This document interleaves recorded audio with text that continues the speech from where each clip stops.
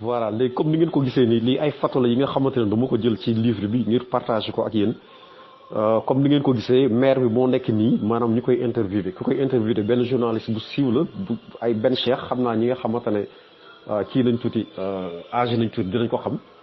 léegi maire moom bañ ko laajee dafa ne moom jamono jooju dafa voyagé woon loolu la waxoon mu ne nag ba mu voyagé dafa gis boppam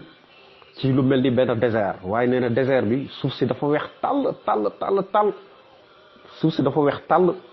ba pare tàlle ko ñaret léegi nag nee na nag mu gis ay nit yu bëri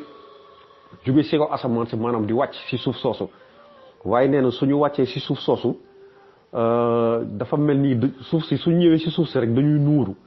suñu nuuroo nag suuf si day dem ba tolloog seen naq léegi nag ñuy bëgg a dem duñu mën a dem waaye nee na nag ak difficulté ñuy dem mais nee na ñi ngi jooy di yuuxu plaintif nee na gis na foofu tam lu mel ni tam ay malaaka nee na ay jëmm leer ñoom it ci asamaan si lañ jógee en fait di wàcc nee na ñii dañoo sol yu bleu ñii sol yu rouge ñii sol lu orange nee na ginnaaw gi moom mu xool loolu jaaxle lool donte moom duggul woon si suuf si waaye dafa mel ni benn scène buñ ko wanoon la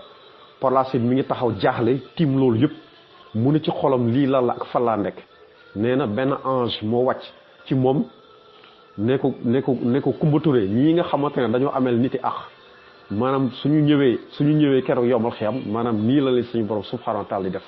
mun ko Coumba Touré yow da nga dee waaye sa dee jotagul delluwaatal ci àdduna soo demee àdduna nga nettali li nga gis nga wax nit yi maanaam nañ moytu ak seen diggante te nañuy jaamu yàlla di ba noppi nag di ko sellal